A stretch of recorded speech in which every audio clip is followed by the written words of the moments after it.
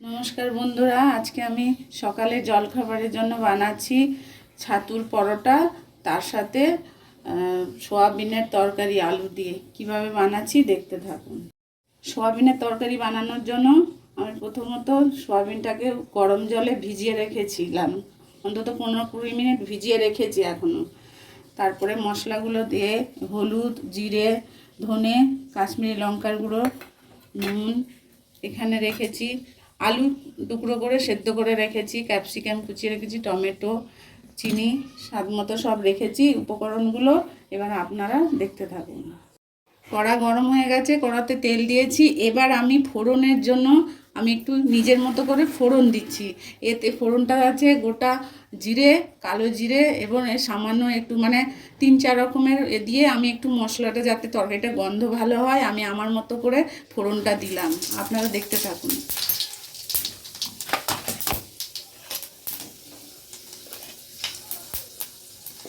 কুচিয়ে রাখা ক্যাপসিকামগুলো দিলাম, এটা একটু ভেজে নেব।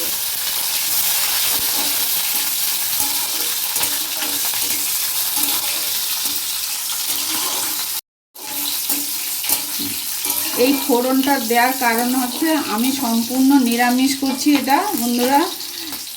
সয়াবিনটা পুরো নিরামিষ, তার মধ্যে টমেটো কুচিটা আমি এখন দিয়ে দিচ্ছি। আমি কিন্তু এখানে আদা বাটা দেওয়া যায়, পেঁয়াজ কুচি, যারা আমিষ খায় পেঁয়াজ কুচি দেওয়া যায়, কিন্তু আমার কাছে আদা নেই। কারণ আমি একদম ঘরোয়া পদ্ধতিতে, এবার নেই বলে আমি দোকানে সত্যি দৌড়ে যাওয়ার মতন সময় নেই আমার। আমি আমার মতো ওই জন্য ফোড়নটা দিয়ে, অনেকে হয়তো প্রশ্ন করবে ফোড়ন কেন দিল। এবার আমি ফোড়নটা দিলে আপনারা বানিয়ে ঘরে দেখবেন কেমন লাগে। এবার আমার এই মশলাগুলো দেওয়া হয়ে গেল। এবার আমি এই সয়াবিনটা আমি দিয়ে দিচ্ছি। দেখুন আমি আমার মতো করছি, আপনারা দেখতে থাকুন। অনেকে তো অনেক রকমের সয়াবিন করে। এই যে আমি জল থেকে ছেঁকে নিয়ে নিংড়ে দিচ্ছি। সব একসাথে এগুলোকে আমি কষবো।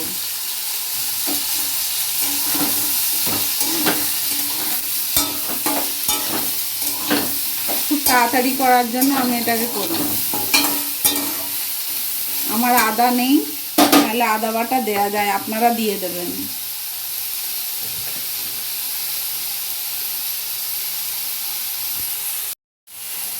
আমি গুঁড়ো মশলাটা আমি জল দিয়ে একটু ভিজিয়ে নিলাম।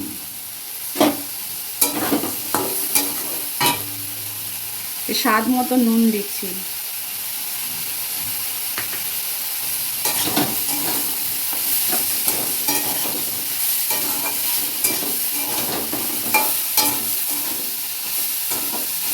মশলাগুলো আমার মোটামুটি কষা হয়ে গেছে, সয়াবিনগুলো একটু ভাজা ভাজা হয়ে গেছে।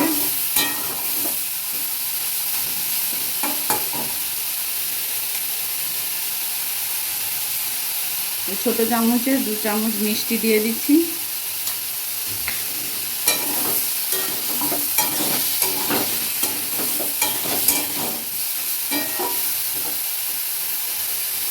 এবার এই আলুগুলো দিয়ে দিচ্ছি, সেদ্ধ করা আলুগুলো আমি দিয়ে দিচ্ছি।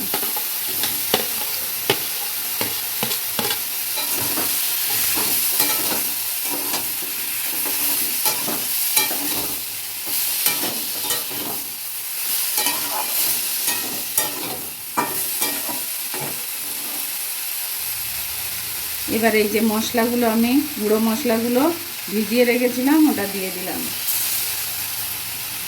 খুব সহজে বানিয়ে নেওয়া যায়।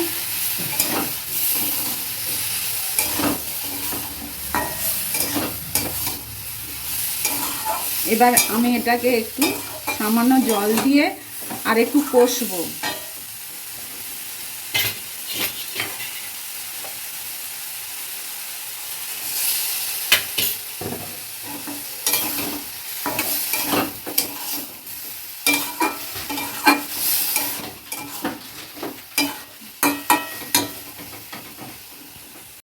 এবার আমার কষা হয়ে গেছে।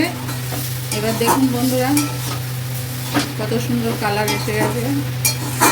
আদা পেঁয়াজ ছাড়া আমার সয়াবিনের তরকারি করা। এবার এই জলটা একটু দেবো, এই জলটা আমার উষ্ণ গরম করে রাখা।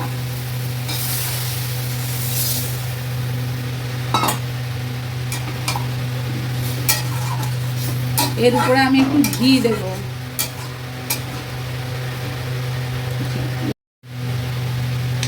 আমি এর আগে একটু নুন দিয়েছিলাম, এবার জল দেওয়ার পর একটু স্বাদ মতো নুন দিয়ে ছড়িয়ে দিলাম। আমি একটু ঘি দিচ্ছি।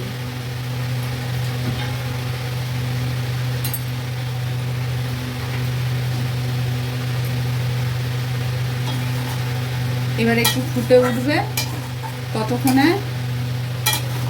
আমি একটু ভাজা মশলার গুঁড়ো ছড়িয়ে দেবো। কমপ্লিট হয়ে গেছে, দেখুন কি সুন্দর মাখো মাখো হয়ে গেছে। আমি এটাকে নামিয়ে নেবো। এবার কত সুন্দর দেখতে হয়েছে, খেতেও খুব সুন্দর।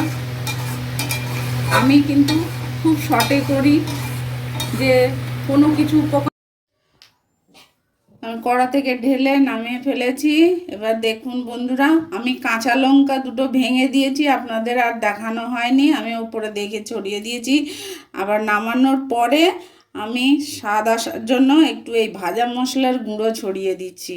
আমার ওই যে 5 মিশালি ভাজা গুঁড়ো রেখেছি, আপনাদেরও যদি না থাকে জিরে ভাজা গুঁড়ো দিলে ভালো হবে। এর উপরে অনেক কিছু এক্সপেরিমেন্ট করা যায়, কিন্তু আমি আমার মতো করে করলাম। আপনারা করে দেখবেন তাড়াতাড়ি কিভাবে হয়। বন্ধুরা, ছাতু পরোটা করার জন্য আমি আগে আটাটা মেখে রেখেছি তাড়াতাড়ি করে। আমি আর এটা দেখালাম না, আটাটা মেখে রেখেছি। আর এখানে ছাতুর পুরটা করার জন্য এই ছাতুটা আমি এই চামচে, এই যে চামচটা, এই চামচে 2 চামচ দিয়েছি। এই যে দেখেন 2 চামচ দিয়েছি। এতে 1 চিমটি নুন দিচ্ছি, এই যে স্বাদ মতো নুন দিচ্ছি। তারপরে দেখুন কটা চামচে একটু জোয়ান দিলাম। 1 চিমটি কালো জিরে দিলাম।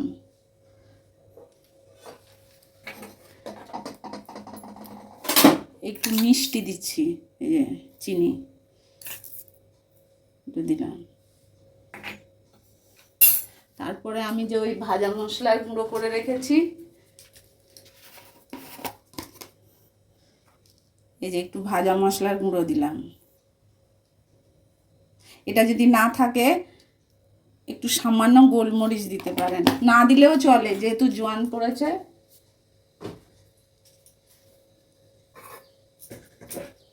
দিয়ে এটাকে আমি মিক্সড করে নিচ্ছি।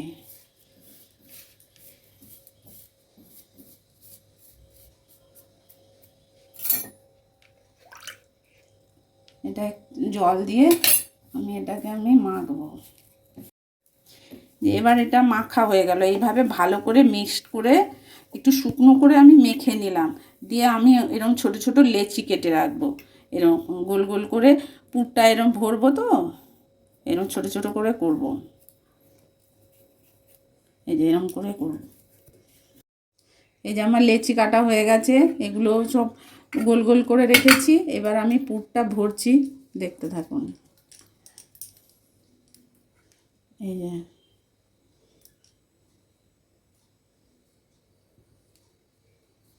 এই যে একটু আলতো করে চেপে দিতে হয়।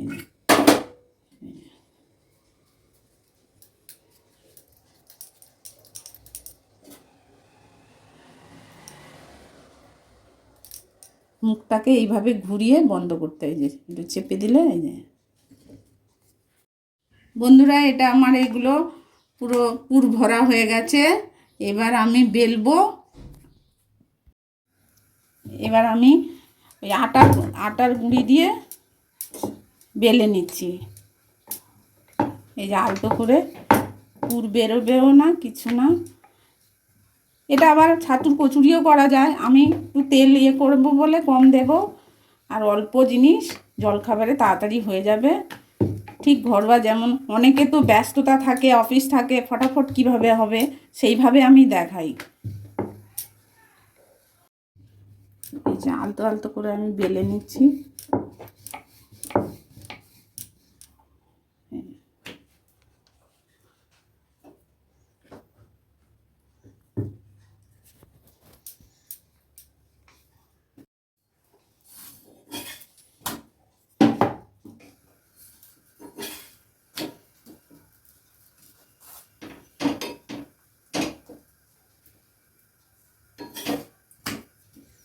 এই যে এটা সেঁকে নিয়ে এর উপরে আমি এই খুন্তিতেই তেলটা ছড়িয়ে দিচ্ছি।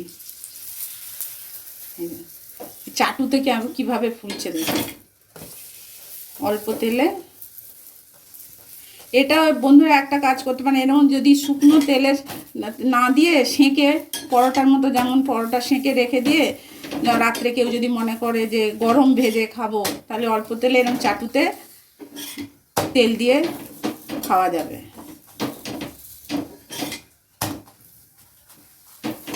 কি সুন্দর হয়ে গেল।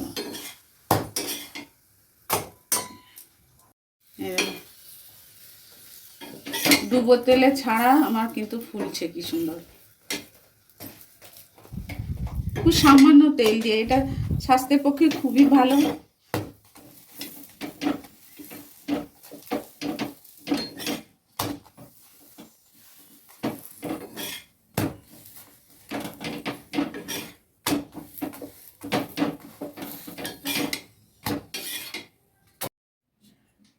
বন্ধুরা আমার পুরো কমপ্লিট হয়ে গেছে ছাতুর পরোটা এবং সয়াবিনের তরকারি।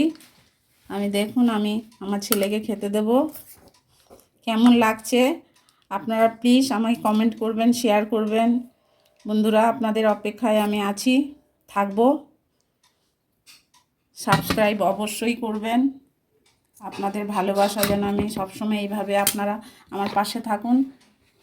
খুব শর্টে করলাম আমি, কেমন লাগছে আপনারা আমায় কমেন্টে জানাবেন। নমস্কার বন্ধুরা।